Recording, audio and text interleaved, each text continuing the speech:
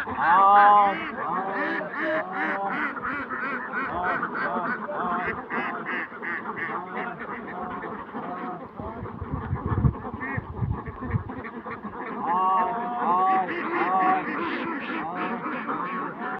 তো সবাই শুধু চাকরি চাকরি করি, তা চাকরি তো নাই, বাংলাদেশে তো এত চাকরি নাই। আর লেখাপড়া করলেই এখন সবাই বলে যে চাকরি করতে হবে, তো চাকরিটা আসলে লেখাপড়ার সাথে কোনো নাই। লেখাপড়া করলেই যে চাকরি করতে হবে এমনটা নয়। আমরা বেকারত্ব দূরকরণের জন্য যারা আসছে আসলে তারা আম, এভাবে বিভিন্ন খামারের সঙ্গে হাঁস মাছ গাভী বিভিন্ন কিছু খামারের সাথে সম্পর্কিত থাকলে আস্তে আস্তে করে তারাও স্বাবলম্বী হবে সম্ভব। দেশে বেকারত্বের সংখ্যা কমে যাবে। আমি ৩০-৩২ বছর হাঁসের খামার করি, হ্যাচারি করি, মাছ চাষ করি। তো আসলে আমার একটা শখ ছিল যে আমি আসলে মানুষের পাশে দাঁড়াবো, মানুষের জন্যও কিছু উপকার করব। তো সেই প্রজেক্টের নাম হচ্ছে আমরা শিখি। স্লোগান, যদি আমরা খামার করি থাকবে তবে ভিটা বাড়ি। তো হতদূর বাজে 10টা করে হাঁসের বাচ্চা মনোহর পরিমাণে 300 পরিবারের সাথে কাজ করি আমি। যে যারা একটা পরিবারে ডিম ক্রয় ক্ষমতার বাহিরে এ ধরনের পরিবারের সাথে কাজ করি, এবং সেটা যতক্ষণ পর্যন্ত ওই ব্যক্তিটা বেঁচে থাকবে ততদিন পর্যন্তই আমি তার সাথে কাজ করতেছি। এনে আরও স্বপ্ন যে বাংলাদেশের কমপক্ষেও আমি যেন 30টা জেলায় পৌঁছতে পারি, তারপরে যেন আল্লাহ মৃত্যু করে আমার, এরকম স্বপ্ন আমার। সুপ্রিয় দর্শক, আজকে আমরা এসেছি গাইবান্ধা জেলার পলাশবাড়ি উপজেলার তালুক ঘোড়াবান্ধা গ্রামে। দর্শক, আজকে আমরা এসেছি মা হাঁস মুরগির খামার এবং হ্যাচারিতে। দর্শক, মা হাঁস মুরগির খামার এবং হ্যাচারির প্রোপ্রাইটার মোহাম্মদ ফিরোজ কবির। দর্শক, আমরা সরাসরি সেই ফিরোজ কবির ভাইয়ের সঙ্গে কথা বলবো। আসসালামু আলাইকুম ভাই। ওয়ালাইকুম আসসালাম রহমতুল্লাহ বরকাতুহ। ফিরোজ ভাই কেমন আছেন? আছি আলহামদুলিল্লাহ ভালো। ফিরোজ ভাই, কত সাল থেকে হাঁস এবং আসলে মাছের খামার আপনি শুরু করলেন এবং কিভাবে শুরু করলেন? আমি 1992 সালে এসএসসি পরীক্ষা দিই। পরীক্ষা দিলে রেজাল্টের অপেক্ষায় থাকার পর একটু অনুভূতি জাগলো যে আসলে হাঁসের খামার করি। তখন আমি আসলে ওই সুন্দরগঞ্জ থেকে হাঁসের বাচ্চা নিয়ে আসি 300, নিয়ে এসে হাঁস পালন শুরু করি। শুরু করলে 4-5 মাস যাবৎ আমি ডিম পাই না, না পালে হাঁসগুলো আবার বিক্রি করে দিই। বিক্রি করে দিলে আবার পুনরায় হাঁস ক্রয় করি, আমি পূর্ণাঙ্গ হাঁস ক্রয় করি। ক্রয় করে 185টা হাঁস ক্রয় করি।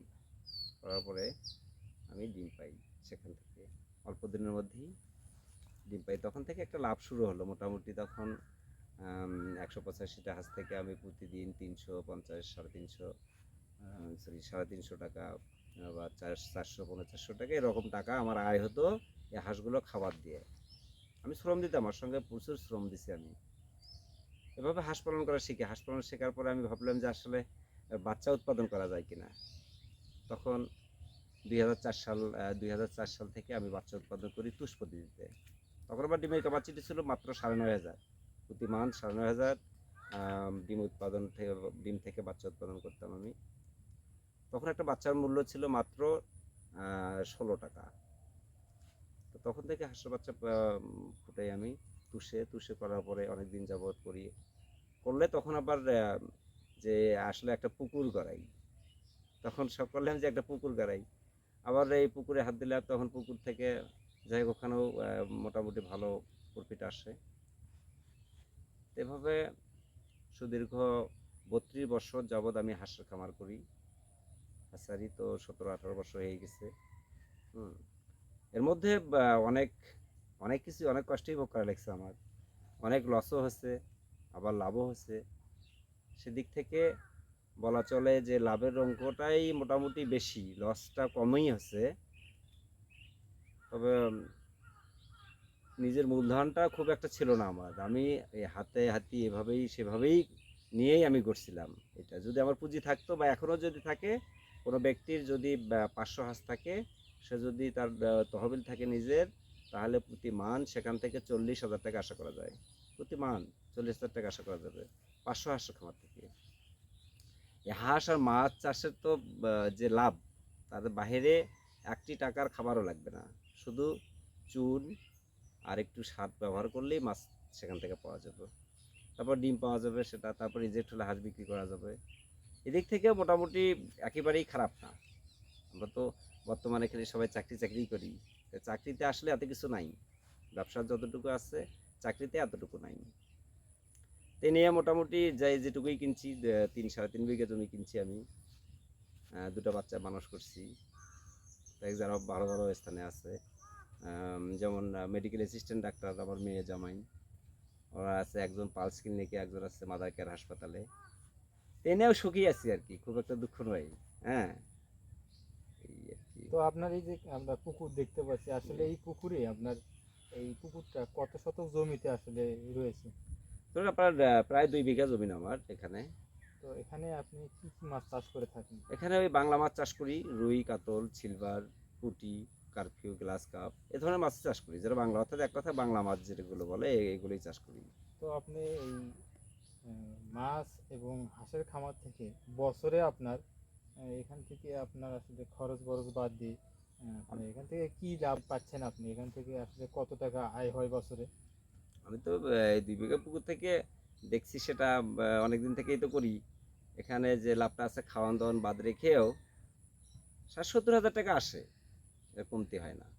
60-70 হাজার টাকা আসে বাংলা মাছ চাষ বাংলা করে মাছ চাষ করে। কত টাকা আয় হয় হাঁসের খামার থেকে? হাঁস থেকে লাভ আপনার ওই হাঁসের বেশটি মাছে খায়, সেটা একটা আমার লাভ। তারপর প্রতিদিন ডিম বিক্রি করি, সেটা একটা লাভ আসে সেখান থেকেও।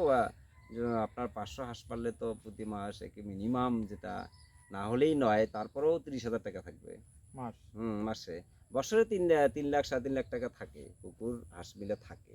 3 থেকে 4 লাখ হ্যাঁ, টাকা আপনার এখান থাকে, থেকে আয় আসে আয় হয়। প্রতি বছর। তো আপনি এই হাঁস এবং মাছ চাষ করে তো স্বাবলম্বী। জি। তো আপনি পাশাপাশি কি আর কিছু করেন? পাশাপাশি যেমন আমি ওই হ্যাচারি করি, তারপরে যাই গাভী পালন করি, তারপরে আবাদ করি, কৃষিকাজও করি। একটা মেডিসিনের দোকান আছে। আবার বাইরে আমি ফার্মে গ্রাম্য ডাক্তার হিসেবে আমি আর প্রশিক্ষণপ্রাপ্ত একজন পশু ডাক্তার। আচ্ছা।